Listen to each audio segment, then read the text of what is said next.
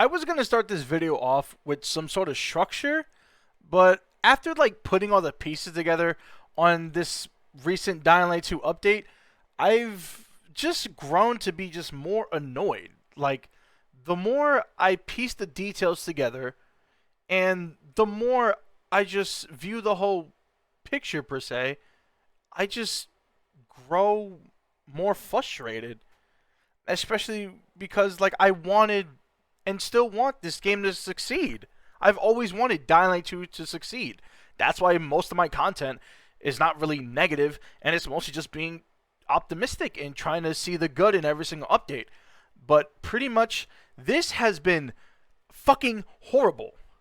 I mean, don't even worry about we'll get into this. We'll get into it. But for starters, Dying Light 2 is on sale. You're going to see why I point that out in a minute.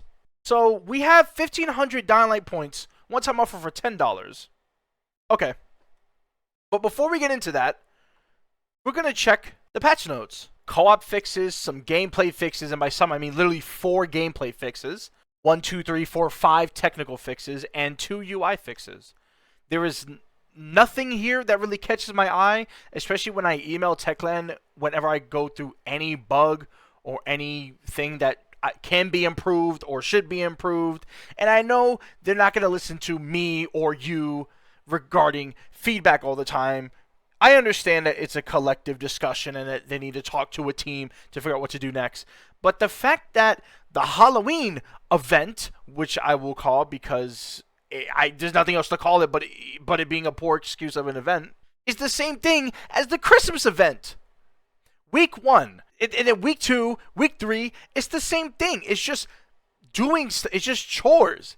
It's doing shit and then calling it content. It's like, I'm not one to throw around the word lazy, especially when it comes to game development, because I know how hard it is and I know how much it takes to implement even the most basic features, and how much it has to go through QA, has to go through so many other channels before it's even published.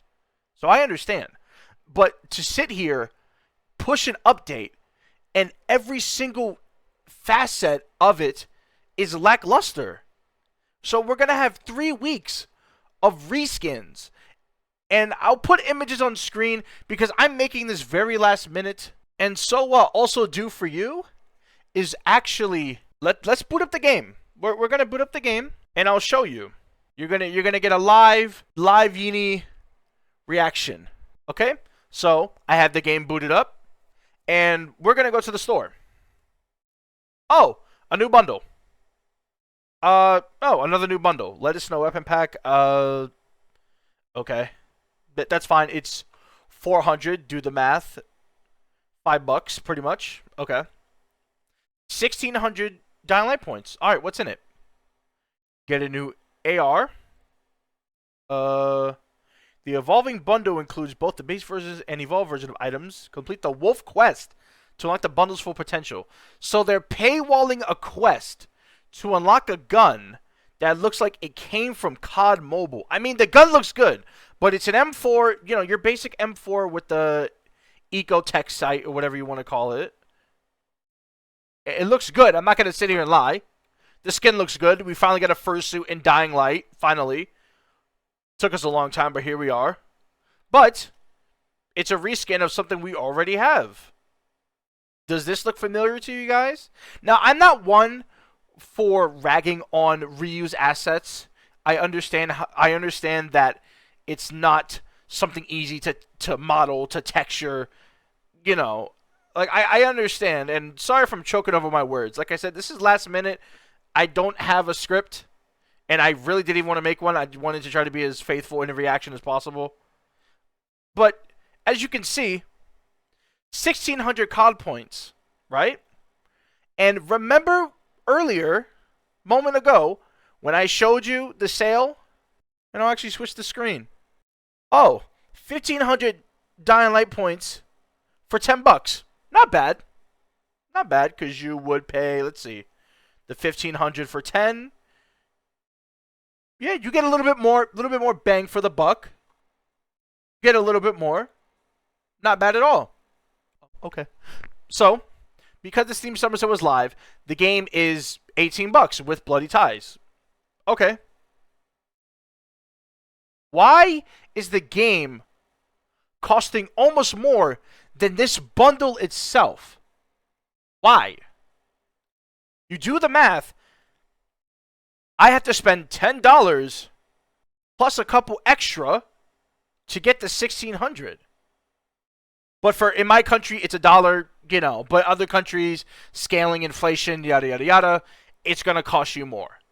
So just to generalize and not get to the nitty gritty or try to, you know, play economy class 101, it's about $20. If you want to raise it up, raise it down, 15, 20, doesn't matter. It costs just as much as the base game. The audacity to push a lacking update and then release 2 bundles called limited time sale. This is fake. This is fake. It's FOMO. That's how. Oh, look, another bundle I missed. Look at that, another reskin. Does this look familiar to you guys? Now, I know I'm not one to be, you know, overly negative and stuff like that. I will apologize for that, but I feel like I need to really not write a script and really talk about this. Because every YouTuber, including myself, was worried this was going to happen. We called this like a year ago. This was said a year ago. I'm just scrolling down to see if there's anything. Okay, another on sale pistol. A pistol you can get for free. They're going to pay a wall. Okay. Now, I have bought a few bundles, and that was around the time Dying Light Points was new and actually fair because they actually took feedback and changed certain prices to actually fit. So let's say I were to go here. If there was a $5 bundle, all I had to spend was $5. That's it. 5 for 5 sounded fair. And if you love the game, it's more money in their pockets. But we'll get to that because it's not really. That's also BS. We'll get to that. So what I will also show you is an interesting website I was shown recently. Here it is. I was given this website, and it's pretty much a Polish, kind of like an Indeed where you can give reviews, or like Glassdoor, kind of, but the Polish version. You could kind of look up. This is all public information. I will put a link in the description if you really want to read it, but I'll read just a few, and you can come up with your own conclusions. I'm not looking for any stupid harassment campaign or something else. I just want to show you guys it's not all that it seems. It's really not. And that clearly, internally, people are suffering. People are going through a lot.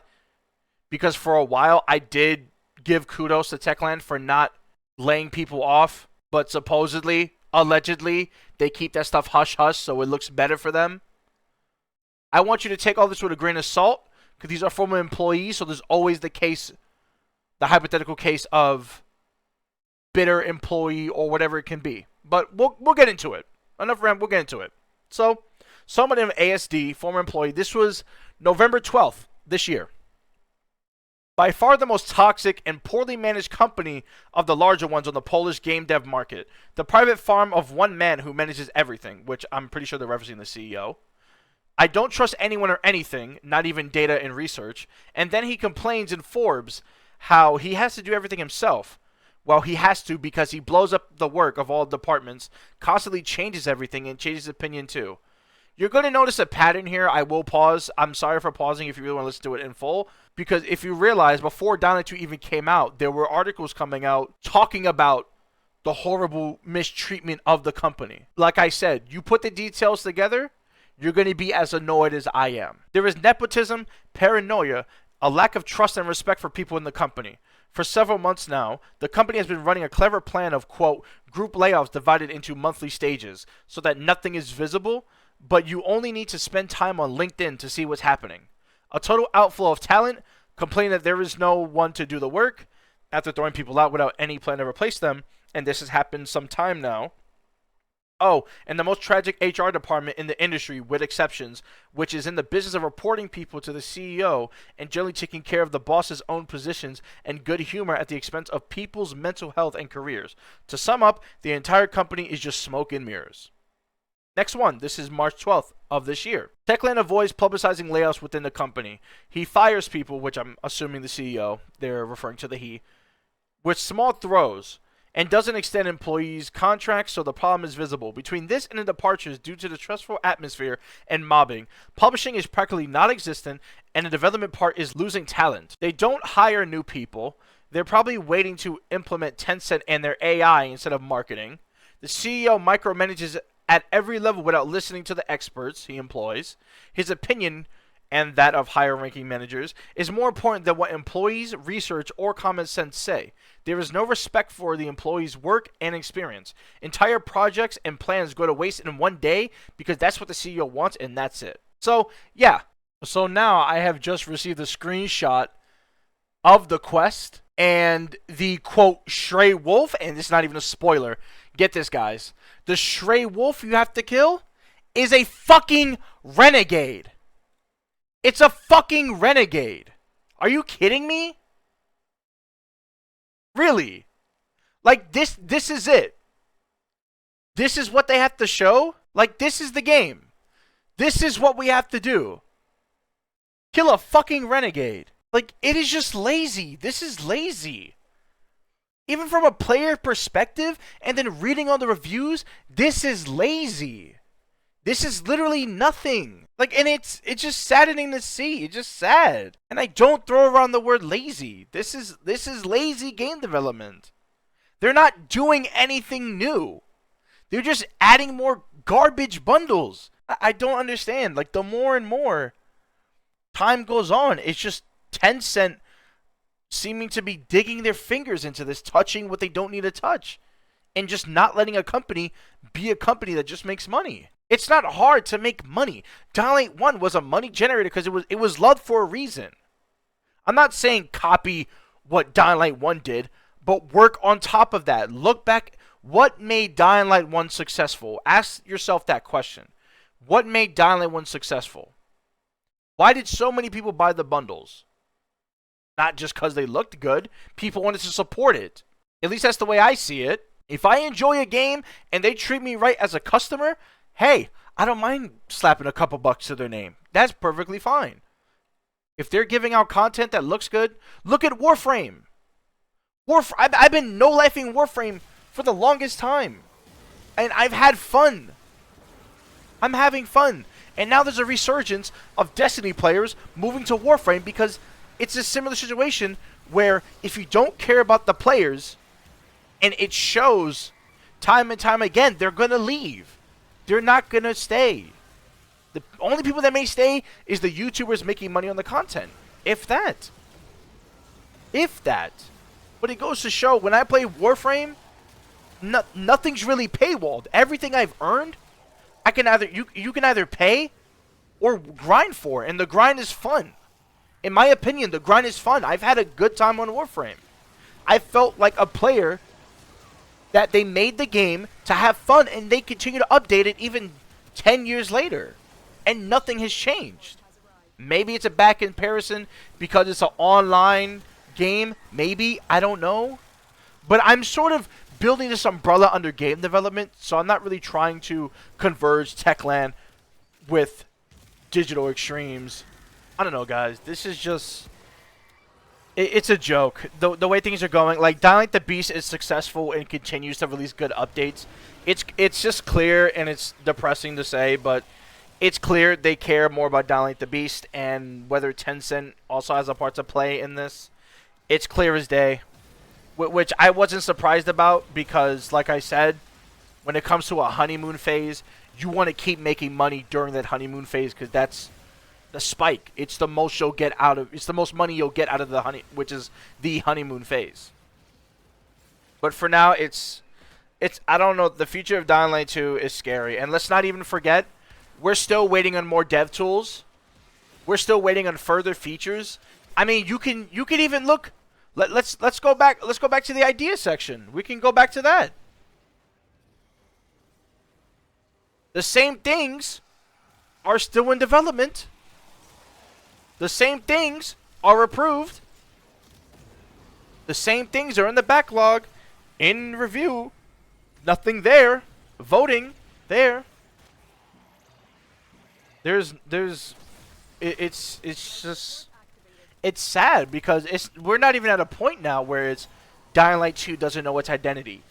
It's that Dying Light 2 doesn't even know what Dying Light 2 is at this point.